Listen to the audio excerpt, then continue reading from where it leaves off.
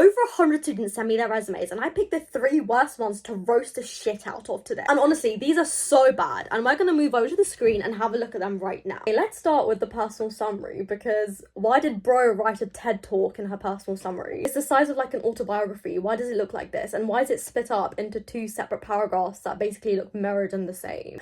I got a lot to say about this. First of all, why the fuck does this look like a college syllabus?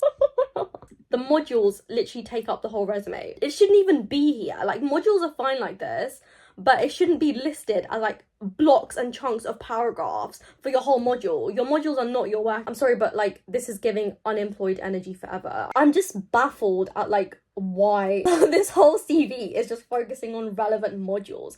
Like, this doesn't show anything to the employer. Hey, hold up. What is psychology? Do you mean psychology? I assume you mean psychology, right? Psychology isn't a real word, right? Am I just tripping? Like, psychology. Does she mean psychology, or is it actually like, I just want to make sure I'm okay. I think she means psychology, but psychology. Psychology is the study of algae.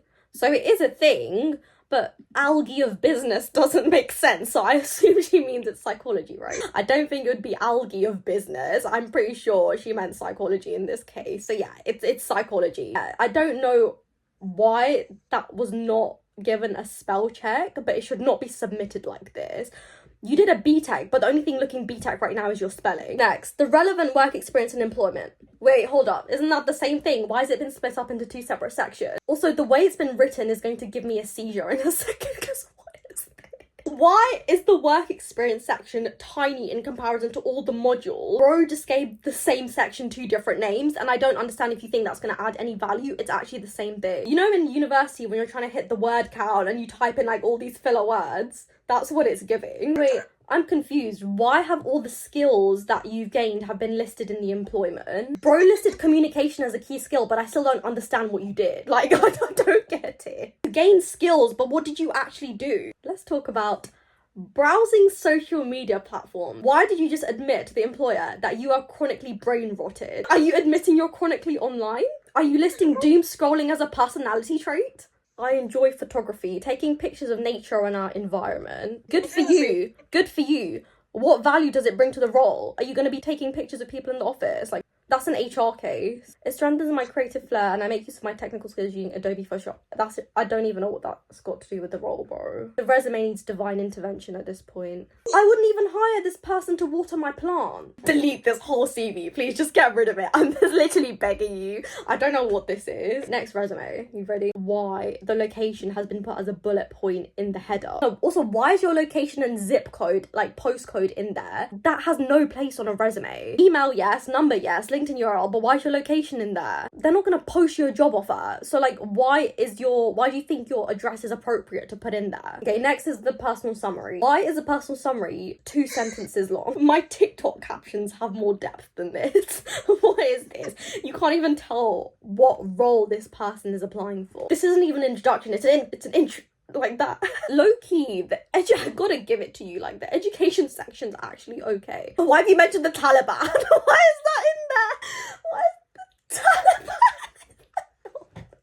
Okay. Alright, let's move on to the experience. First of all, why is experience and division on 2 separate lines? I don't understand what you're trying to say. Are you trying to say experience, division? I don't know why the division's there. Like, all right, congrats, you did the bare minimum. Why are you just listing out your job duties? This doesn't actually show any real impact of anything you did. I just don't understand what's going on with the alignment here. There's one bullet point which is right aligned, one's left aligned, one's right in the middle. What's going on? Can you pick a struggle, please? You can't have all of them struggling at the same time. What's with all these naked gaps? Like, why is there so many gaps in this resume? This resume is so empty. It's saying a lot, but it's not saying anything at the same time. Like, it honestly just looks like he's trying to fill the word count. Right, this next CV, why is there curriculum vitae written at the top instead of your name? Like, no shit, this is a CV. What else is it gonna be? Second of all, nationality has no place on a resume. I don't know, why is this essay of a resume going over 4 pages. If I'm a recruiter, do you honestly think I'm gonna sit here with the precious 6 seconds I have reviewing thousands and thousands of resume and reading this whole bibliography of like references and work experience? Hell nah. Like, no, this needs to be cut down. Like, what even is this? Also, it just really looks like it was written by ChatGPT, because why has like this part been underlined in each section? There's so much to say about this resume, I'm not gonna lie. Spearheaded the management of sensitive data access. What the fuck is spearheaded? Simplify the language. Yeah, nah, that needs to be deleted. Honestly, like, I haven't even reached the second sentence and I'm already bored. Like, in no way or circumstance should a resume ever have essays of what you did. It needs to be bullet points. There should be no more than 6 bullet points per experience, which should not be longer than 2 to 3 sentences max. It needs to include something you did and a quantifiable, measurable result that shows your impact, okay? At the moment, it's not showing any of that. It literally looks like it was written by ChatGPT, because only ChatGPT underlines the first part of the sentences to show impact. I'm not gonna lie, I'm not spending time reading this. I'm just skimming right through it. Like, if I was a recruiter, I would put this in the rejection pile, because I'm honestly bored at this point. Anti-piracy operations analyst. Oh, that's so cool. Oh wait, the experience is boring. I don't actually know what you did. Yeah, moving on to the next. Why is education on the same level as certification? Like, that is 2 completely separate things. This doesn't say anything about the degree classification you achieved at university. It doesn't even show me what year you graduated. And I know you're a young person, so you need to include this. The certifications, you've listed them out, but again, you've not really showed any real quantifiable, tangible key takeaways you've learned from this that tie directly to the job description. You can't really tell what role specifically you're applying for. I know it's under the niche of cybersecurity, data privacy. Okay, wait, hold on. What are these key skills? The skill section is honestly tragic. To make a strong skill section, you need to talk about technical skills, which, you know, are hard skills related directly to the job. Is it software, processes, you know, industry tools? Also, soft skills. Talk about soft skills.